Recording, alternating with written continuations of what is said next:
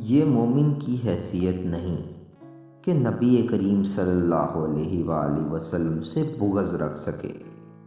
صرف ہمارے سمجھنے کے پیمانے محدود ہیں اور انداز مختلف ہیں۔ جیسے نبی کریم صلی اللہ علیہ وآلہ وسلم کے عاشقان کے بھی محبت کرنے کے اپنے اپنے انداز ہیں۔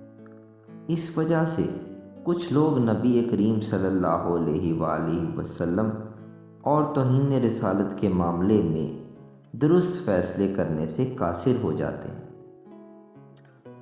ایک طرف نبی کریم صلی اللہ علیہ وآلہ وسلم کا حسن معاشرت ذہن میں آتا ہے، اخلاقیات، نرمی اور معاف کر دینے والی صفت۔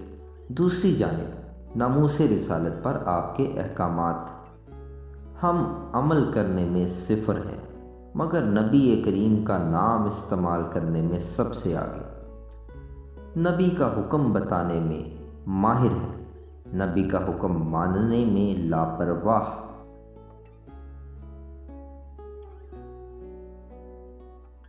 بخاری میں نبی کریم صلی اللہ علیہ وآلہ وسلم کی سب سے پہلی احادیث ہی اخلاقیات اور زبان کی خوبصورتی پر ہے۔ آج کل دین پڑھنے والوں، مفکرین، حتیٰ کہ مفتی و علماء کا بھی اخلاق ویسا حسین نہیں جیسا حضور صلی اللہ علیہ وآلہ وسلم چاہتے تھے۔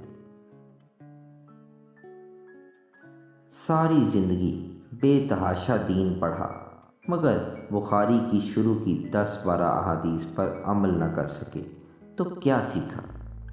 اللہ کے حضور اخلاقیات، کردار اور عمل جانا ہے۔